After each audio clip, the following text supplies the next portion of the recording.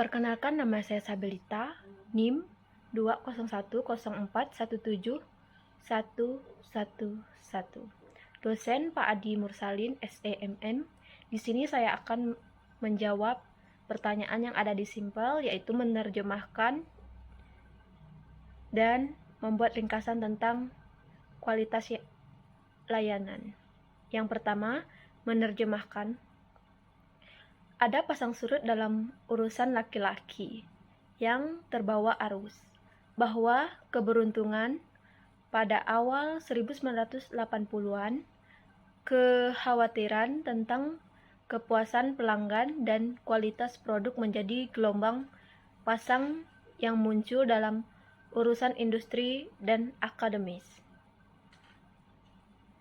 Dan pada awal 1980-an, 3 akademisi menaiki perahu kualitas layanan mereka dan mengarungi arus. Dan betapa hebatnya perjalanan mereka. Pekerjaan mereka tidak hanya menelurkan banyak artikel, buku, presentasi, konferensi, dan keterlibatan konsultasi, tetapi juga secara signifikan memengaruhi beberapa banyak organisasi yang melakukan pengukuran kualitas layanan. Pada tahun 1985,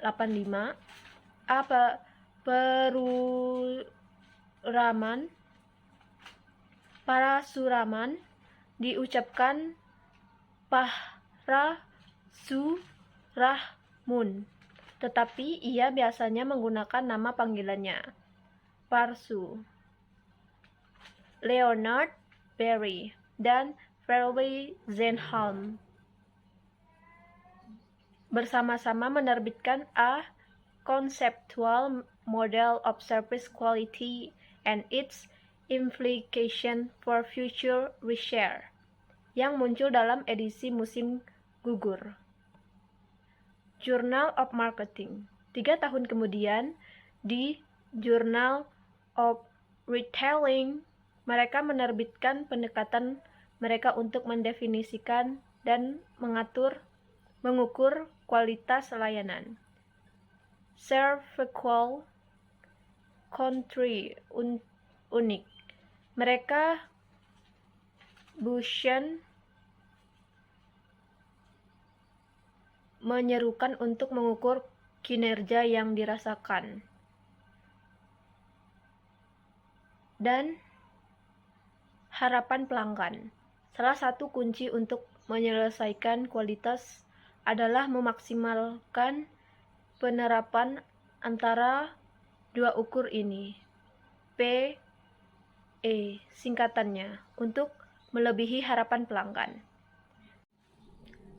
Nomor 2, silakan ringkas video ini dan video record ringkasan dari video ini.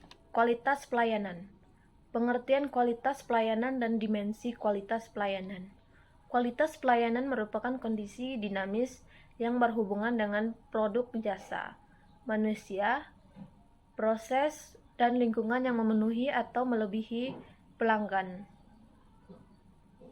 Pelayanan yang berkualitas dan memenuhi kepuasan konsumen terdiri atas 3 komponen dasar yang harus dipahami bagi setiap perusahaan, antara lain sebagai berikut. 1. Proses sebelum penjualan. Pada tahap ini perusahaan memiliki kesempatan untuk membentuk hubungan dan komponen. Hal ini dapat dilakukan dengan menginformasikan produk kepada konsumen dan menciptakan kepercayaan kepada konsumen atas produk yang ditawarkan. 2.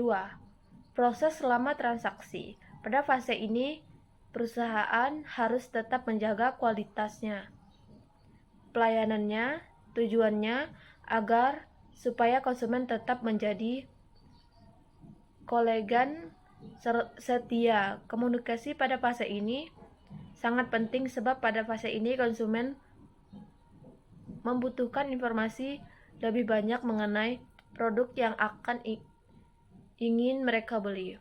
Proses sebuah penjualan. Pada fase ini perusahaan harus mendengar atau menanggapi keluhan dari pihak konsumen atas produk yang telah dibeli oleh para konsumen. Dimensi kualitas pelayanan. Wujud atau bukti. Lingkungan merupakan dimensi yang mengukur aspek fisik dari suatu layanan, antara lain perlengkapan, fasilitas fisik, peralatan, dan tampilan karyawan. 2.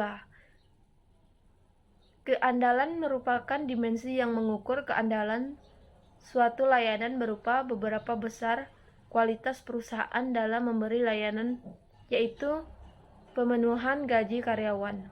3. Keresponsifan atau daya tanggap merupakan dimensi yang mengukur kecepatan layanan pada pelanggan. 4. Keyakinan atau jaminan merupakan dimensi yang mengukur kemampuan perusahaan, khususnya para staf, untuk menanamkan rasa kepercayaan dan keyakinan kepada para pelanggannya. Dimensi keyakinan atau jaminan ini merupakan gabungan dari dimensi berikut. A. Kompetensi, artinya keterampilan dan pengetahuan yang dimiliki oleh para karyawan untuk melakukan pelayanan. B. Kesopanan, yang meliputi keramahan, perhatian, dan sikap daripada karyawan. C. Kredibilitas, yang meliputi hal-hal yang berhubungan dengan kepercayaan terhadap perusahaan, seperti reputasi prestasi perusahaan ini tersendiri. 5. Empati merupakan dimensi yang mengukur kemampuan produsen, khususnya para staf, dan dalam mengetahui kebutuhan para pelanggan secara pribadi. Dimensi empati ini merupakan penggabungan dari dimensi berikut. A. Akses, yang meliputi kemudahan untuk memanfaatkan jasa yang ditawarkan perusahaan. B. Komunikasi, yang merupakan kemampuan melakukan komunikasi dan menyampaikan informasi kepada pelanggan atau memperoleh masukan dari pelanggan. C. Pemahaman kepada pelanggan, yang meliputi usaha perusahaan untuk mengetahui dan memahami kebutuhan dan keinginan pelanggan. Sekian ringkasan serta jawaban saya. Jika ada salah kata atau salah pengucapan, saya mohon maaf dan terima kasih.